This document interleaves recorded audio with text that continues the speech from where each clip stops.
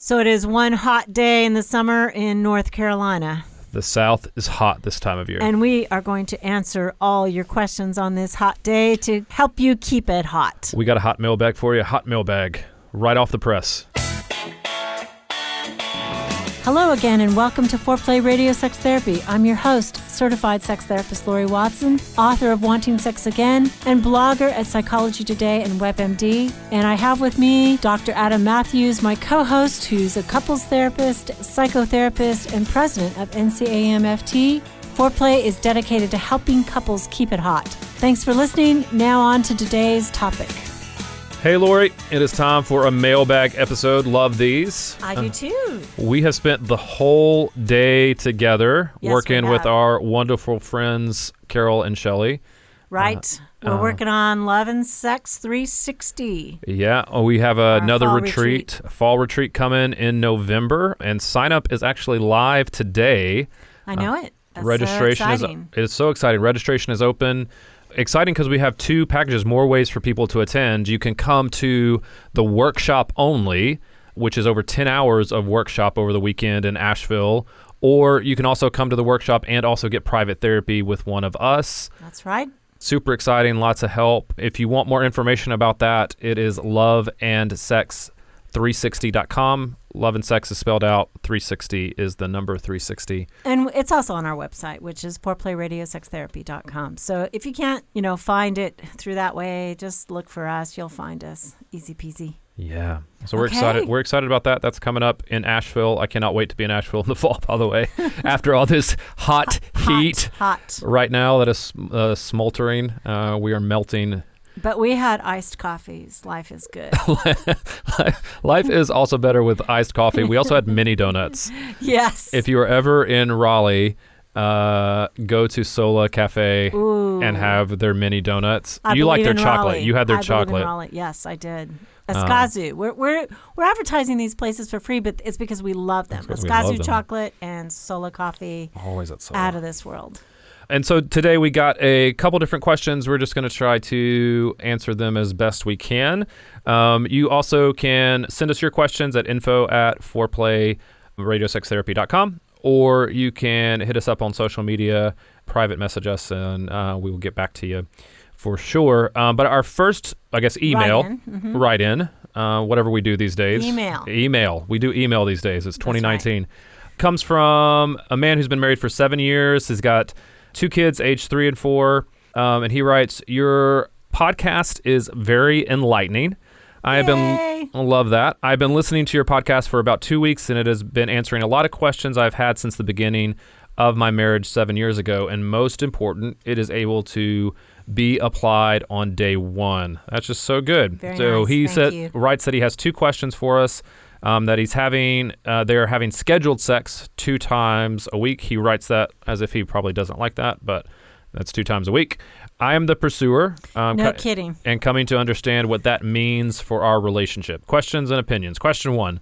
Prior to having kids, in marriage and dating, my wife enjoyed me giving her oral sex. She had orgasms, and from my perspective, they were intense. Once getting pregnant, our sex life got a little off track, understandably, and oral sex for us went by the wayside.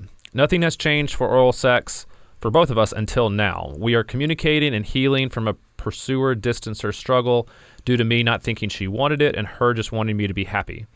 We have tried to incorporate oral sex for her, but she is not able to relax. She squirms and is very jumpy. Wait. I want to go back. Go back. First of all, I'm just going to call you Eric. I have no idea what your name is. And I just want to say congratulations and great work on really trying to struggle through the power struggle of the pursuer-distancer dance and, thinking about this. This is our hope at Foreplay, is that we give you a logic and a framework that allows you to solve all your problems, sexual and otherwise. Mm-hmm. So I just think fantastic for you to be struggling in this way and really thinking about it. And coming to the conclusion that you came to the wrong conclusions, that she didn't actually not want to do it, but that she wanted you to be happy. And, I'm really happy to hear that our work has influenced you enough to have that conversation. And then I want to take that second part, Adam. Yep. Read those few sentences again. We have tried to incorporate oral sex for her, but she's not able to relax. She squirms and is very jumpy. I am not sure if it's too intense for her or there's something else going on. She is not very comfortable communicating about this stuff, and most of her responses are, I don't know. She has mentioned it freaks her out a bit. Okay, so let's talk about this. You said something that was brilliant, or she said something that was brilliant, that basically it's too intense for her. And remember that sexual distancers often try to control intensity. To the pursuer, it feels like they're trying to control them. Mm-hmm. That it's a personal, trying to, he or she is trying to control me, not give to me. But really, most of the time, if you can get this in your head, distancers are trying to contain an experience that feels too intense. It could feel intense in a good way, right? And it'd still be too much. It's too much. Yeah. And so that is why we want to understand it. I mean, it doesn't make sense on the outside that something that felt good and produced good orgasms initially somehow or another are more intense. You did say, however, it was after pregnancy, which I would say that the body for a woman changes radically sometimes after pregnancy. For instance, maybe her nipples were not sensitive before and they are now, or vice versa, mm-hmm. or oral sex is, too sensitive at this point. And it sounds like she is unable to really communicate. So that tells me that there is both potentially a physiological piece to this and an emotional piece. Because most times people have more difficulty when it's this combined experience of, I don't know how to tell you that this is different and too intense for me. Is the physiological piece something that her gynecologist could help her work through, or does she need to go to a different type of doctor? Doubtful. I mean, it's so subjective that I don't think a gynecologist can see it on the outside, and that's what they're looking for. Is there something changed that has made this different? And probably not. It's not something that can be seen on the outside. It's something that she feels on the inside, and also potentially. She feels something. I mean, remember, in our culture, a woman's vulva is supposed to look a certain way. I mean, pornography has standardized the way a woman is supposed to look. And so after pregnancy, she has changed often. Her labia could be longer, bigger, different, lopsided. She could be that way any old way. Just not having had a baby. She could look different than the standardized culture. And so what happens is women internalize that as, I don't look normal, therefore I look ugly, therefore I'm bad. I mean, also I think, sometimes her odor can change slightly after pregnancy. She may become aware of it. I would say the biggest things that women have difficulty talking about is how they smell, how their genitals look, and kind of what it feels like. So take each of those as a separate issue, how she smells. Like I would ask her, do you have any tension with thinking that I think you don't smell good? That would be question A. And almost like approach her as a multiple choice thing. Say, I'm going to ask you 3 questions. I need a yes or a no, right? Because you want to initiate a conversation that is safe and easy. But what you're talking about, Laurie, is just defining a little more about what freaks her out means. I want to get, where is the locus of the problem? Yeah.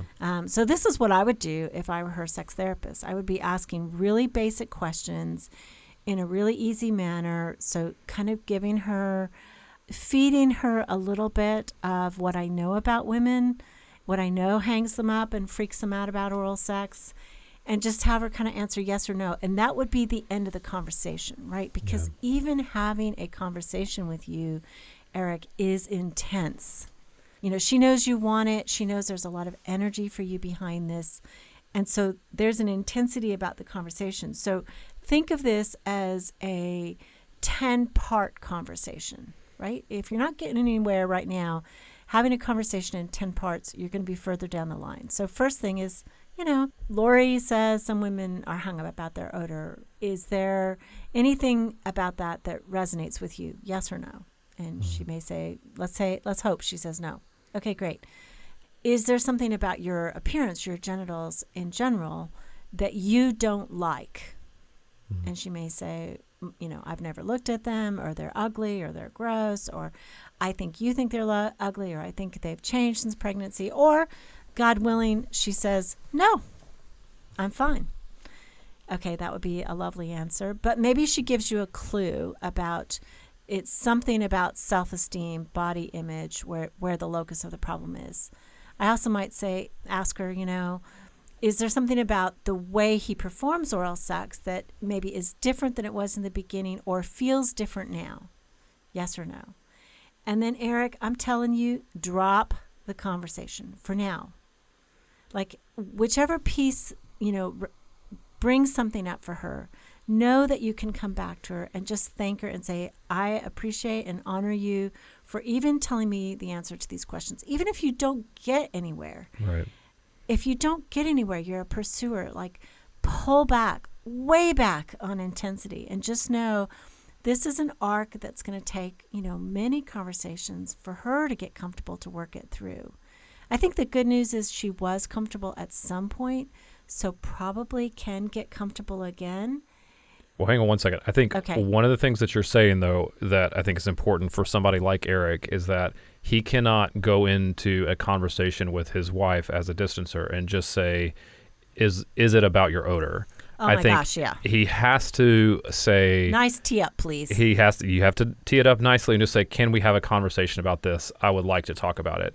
But the part that interests me a lot, Laurie, I don't see if you feel the same way, is his second part says, after listening to you, I tried to wait, gave her time to build up, 20 minutes of foreplay, but that still didn't work. After she squirmed for a minute or two, I just calmly began making love to her, missionary, and she orgasmed in about 5 minutes. So she does orgasm a lot, but I'm interested in it because it sounds like he still is trying to give her oral sex when maybe she doesn't want it. Yeah. Does it sound that way? Does it sound that way to you? It does. Yeah. So he says, she squirmed for a minute or two. I just calmly began making love to her, missionary, and she orgasmed in about 5 minutes. Wow, girl, you go. So I think I think you have to listen carefully. If she says, I don't want this, and you're trying it, you're not listening to her. So I would not do that if I were you. You need to pull back until she gives you the direct permission to do it. Because essentially if she's saying, I don't want to do it, and you do it because it gets her somewhere, I understand your thinking. I really do. Don't do it. Yeah, and I think one of the things that he, what it sounds like is if she's orgasming that quickly, she is also, it's not that she doesn't want sex. So it's maybe he's mentioning that cunnilingus is something that he enjoys as well. And I would say, let's start exploring the other things that you like as well. It's not giving up on this area, but it's also when he's mentioning that she just wants him to be happy. I think that it sounds like they are working through some things and that they are actively having sex. And so him locating other areas of their sexual relationship that he does really enjoy. Yeah. Maybe it's trying something new, and it's not, but it's still having those conversations, still bringing it up and talking about it, but it's also finding some joy in your sexual life in other areas and other things that you're doing, because hopefully it's not that cunnilingus is the only way that he enjoys it. But and I wanted to say one more thing too. If she climaxed in 5 minutes, she's way outside the norm. Yeah. So this may mean that the intensity is so intense it isn't pleasurable. It borders on pain to her. I think it's hard to understand that if you're male, how many nerve endings are in the vulva. But it what might feel good or might have felt good, different times of the month, different seasons of your life don't. So she may be just too sensitive right now for it. Yeah. So let's come back after the break. We got a couple other questions. And Eric, we're going to get to your second question. It's a good question because somebody else wrote in about that as well. So let's take a break and we'll be right back. So we want to remind all of you that we are thankful for the way you've shared the podcast. We continue to grow. It is our greatest honor when you share with a friend the work that we're doing in trying to help people reframe their sexual life in a way that is understandable and not so mysterious, so that they can make positive changes and strengthen their marriages and their partnerships. And I think the last thing we'd like to say is both of us are doing intensives. Our summer schedules are getting filled up. So if you would like to work with us, let us know and call our centers. You can find us at foreplayradiosextherapy.com. And if you like what we're doing and want to help support us, we'd love for you to rate and review us on iTunes. It'd be super helpful for us. So thanks for listening. So we are back with our mailbag, and we have a email, Laurie, from a woman who is concerned about her boyfriend. She says, I love your podcast. I have a problem relating to it sometimes because in my relationship, the stereotypical roles are switched, which happens all the time, a lot of times as well. Right. And we hear this from lots of women. So you are truly not alone. We know that we're addressing it more stereotypically. We are thinking that we're doing it proportionately. You know, in my practice, I would say that about 20% of the females that I see tend to be more sexual pursuers. Mm-hmm. And maybe 80% of the males are sexual pursuers. So we know that it's absolutely, we celebrate you. Yay, you, if you are in touch with sex and love sex. I think this is fantastic. Although, of course, for you right now, you're about to express to us some of the difficulties with a male sexual distancer. Yeah, it's not completely yay her quite yet. Yeah. She is in touch with that, but her boyfriend seems like it's not. So she says, my boyfriend seems repressed and doesn't enjoy intercourse. He is masterful at touching me to the point of orgasm, but I wouldn't say he puts effort into making love. For example, I wriggled away because he was moving his fingers too fast. It was too intense, and it wasn't feeling good. So similar to our first email. His response was, you can't move away. I can't reach you. I know I should have explained why I moved away, but I was annoyed that he wouldn't move from his position. He gives up so easily when we do have intercourse because he gets winded and has to lie down. I have a million questions about that. Yeah. I'm not sure how to encourage him, whether it's a self-esteem issue or he's just lazy. He loves hiking, being active, so it's confusing. When we talked about our differences in sexuality, he said that he just doesn't have the perversion some people do. I've never been in a situation like this. Yeah, that raises a red flag, right? I've never been in a situation like this sexually, being the more sexual partner. On the other hand, I've also never loved anyone as much. And I want to be able to be honest about who I am as a sexual being. I don't know what to do. ! Okay, so let's call her Alice. Alice. Thank you for loving our podcast. Thank you for bringing up the difference in the stereotypical roles. And you are obviously the sexual pursuer and your boyfriend a sexual distancer. So I want all of you to hear this, right? Alice has dropped a lot of things in one paragraph. Lots of different issues are present. And this is how our minds think about sex. It's very complex. It's complicated. But in terms of solving sexual problems, you can't solve all these sexual problems at once. You have to take them piece by piece. So let's try to do some of that in this podcast. You know, first of all, she says, my boyfriend seems repressed and doesn't enjoy intercourse. So, you know, there's all kinds of questions I have about that. Does he prefer you to manually masturbate him? Is that what he prefers? Some men have difficulty climaxing with sexual intercourse. So maybe what she's saying, and I don't know, Alice, is that he can't climax that way. And so he prefers you to touch him to bring him to climax. Or maybe he prefers to touch himself because the rhythm, the pressure is just right. And, you know, I think that as an alternative, within a healthy sex life, as long as both people are experiencing pleasure, you know, maybe if he finishes by himself and you have your arms wrapped around him and you're both experiencing that, that's one great way. But there's this, I'm going to talk about, he doesn't enjoy intercourse and his repression. You say, he says he doesn't have the perversions that some people do. So, you know, that's kind of a mysterious thing to say. And it would be what he considers perversions. What is he? Because it sounds like he's saying desire is the perversion. Yeah. Or is he saying, you know, sexual intercourse in a particular position is a perversion, or is oral sex a perversion? What does exactly, he mean? Yeah. What does he mean by perversion? It's a really strong word, right? It absolutely is. Your eyebrows went up at him, and I think in myself, I'm like, okay, what in the world does he mean by this?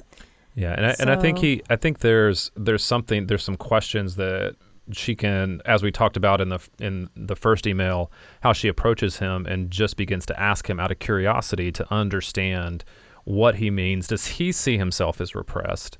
It doesn't sound like maybe he does, but what does he mean by all of that? And what exactly is the difficulty that he has with making love or with intercourse specifically?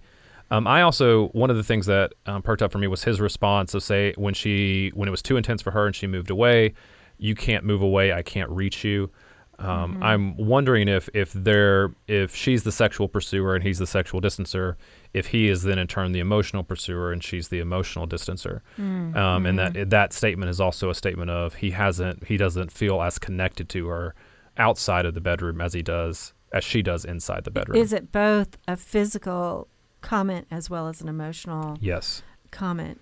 But she says, "I know I should have explained why I moved away, but I was annoyed that he wouldn't move from his position." So I think she's also saying, normally he's great at touching me and bringing me to orgasm, but this time it was too fast, too intense, and didn't feel good. And they don't seem to have a language to gently redirect that. Yeah. I mean, she moves away, he gets annoyed, she doesn't tell him. To me, that's a classic misunderstanding in bed.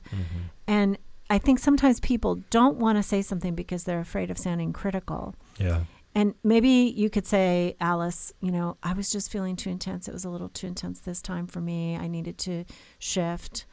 Or you could say, "I'd love to be able to tell you about rhythm and pressure that I need. And I didn't really know how to do that in the moment." Something that is non-blaming. "You were doing it too hard. I didn't like that." Yeah.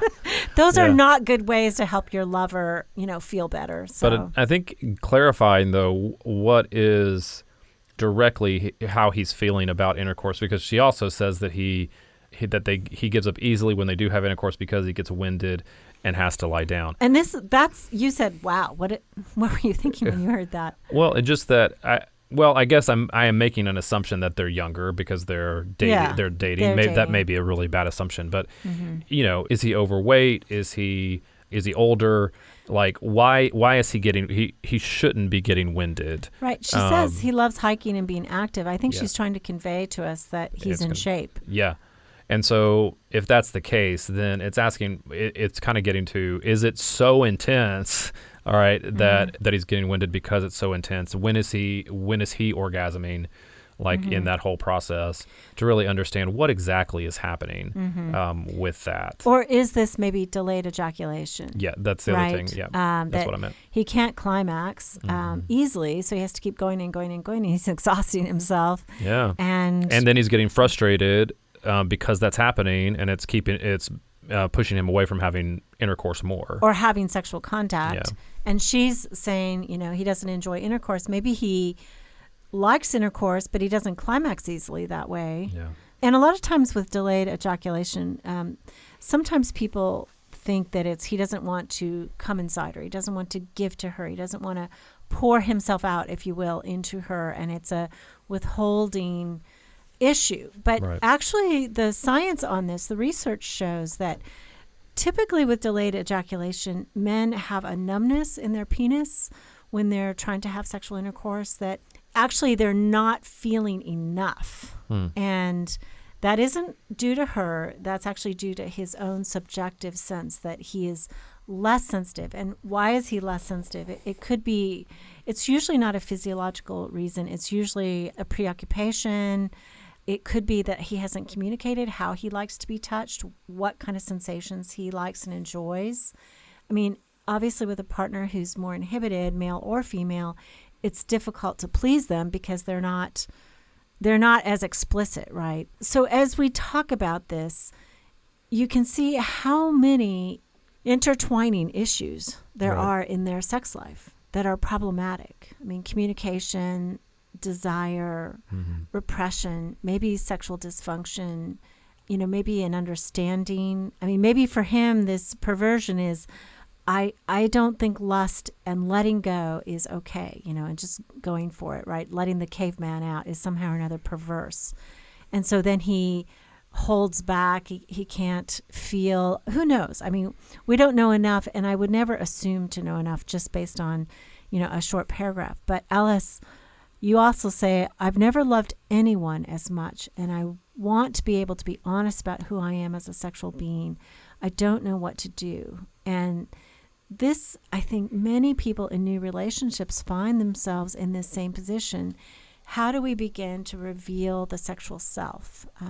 Obviously, we're trying to help people who are committed to each other, who are monogamous. And for me, in a monogamous relationship, this is an unveiling over time. I mean, it's very difficult to, in an instance, reveal your sexual self. So I would take this piecemeal. First thing, ask him what he means by he doesn't have the perversion some people do. I would ask him what he does and doesn't enjoy about intercourse. When he thinks about sex, what is his favorite way to climax in his mind?